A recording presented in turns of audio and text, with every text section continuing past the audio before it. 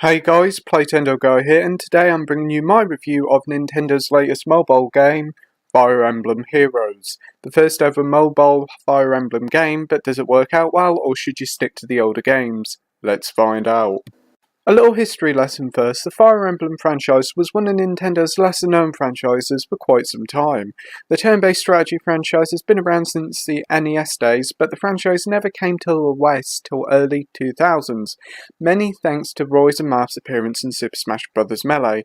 Anyway, the series had so-so sales for quite some time, and 2013's entry, Fire Emblem Awakening, was going to be the last in the franchise.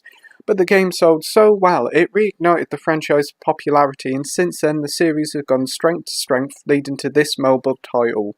Now let's talk about the gameplay. For those who have played any previous Fire Emblem games, you'll be right at home here. The gameplay is essentially Fire Emblem boiled down to its most basic form, stripping out features that have been staples of recent entries like relationship building and unit team-ups.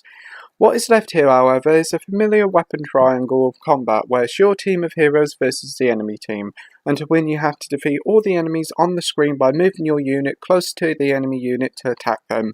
It's simple, addictive, and works incredibly well for mobile. The only real fault here I have about the gameplay is the maps are quite small, especially if you played any of the other entries in the franchise. But then again, the levels are so small and quick enough for bite-sized session of gameplay, it's perfect for on-the-go gamers. For a free game, Fire Emblem Heroes is filled with quite a fair bit of content. There are two other harder difficulty modes, perfect for those who want to grow their characters to higher levels. There's also a training tower that rewards you with items for completing various harder battles. Add in some special maps and arena duel mode, which sees you fight against someone's team controlled via the AI, and you've got a fair amount to play. This being a free-to-play game, it shouldn't be no surprise that there's a load of microtransactions here, but pleasantly it's not that intrusive. You can gain quite a few new heroes early on in the game for free, but after then you have to spend orbs to unlock new heroes. You gain a fair few orbs while playing through the game, but each character you get is random, so you may get a load of characters the same. If you do want to get more characters more frequently, you can buy orbs in packs of various different quantities. The prices start from a palatable $1.99 all the way up to an eye-watering $69.99. As I said before, you can get away with not paying a penny for new characters, and I would highly recommend trying to avoid these microtransactions if you can resist the urge, even if the game does get difficult quite later on. The game isn't without its faults. Like Nintendo's other recent mobile release, Super Mario Run, the game requires a constant internet connection while playing, so if your internet is slow, be prepared for long loading times. It is a shame that you can't play the game offline, as the gameplay is perfectly suited when you're on the go or when you've got a quick 5 minutes. Another strange and rather bizarre inclusion is friend codes. If you're a Nintendo gamer from the Wii and early 3DS days, you'll remember friend codes were a real pain in the backside if you ever wanted to add a friend to your console. And in a weird and kind of backward step, Nintendo's included them with Fire Emblem Heroes.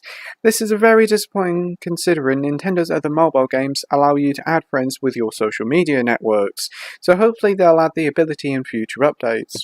The presentation of the game should also be applauded. Its animations are crisp, clean and smooth, and the music is also a pleasant high point. It's also nice that there's a few bit of voice dialogue in there as well. That being said, the game does drain your battery quite a fair bit, so if you play for a fair while, be prepared to charge your phone quite frequently. Overall, I would say there's no harm whatsoever in trying Fire Emblem Heroes, as it's free, so at the end of the day, if you don't like it, you haven't wasted any money. Those who are interested in trying it should know that the game is a fantastic entry point for people who are new to the Fire Emblem franchise, offering a decent campaign with enough fan service to keep fans happy. And though I do think the maps are quite small and there's always the microtransactions looming over you, there is enough content to keep you busy in short bursts. Thank you for watching my review, like, rate and subscribe, and until next time, happy gaming. Bye!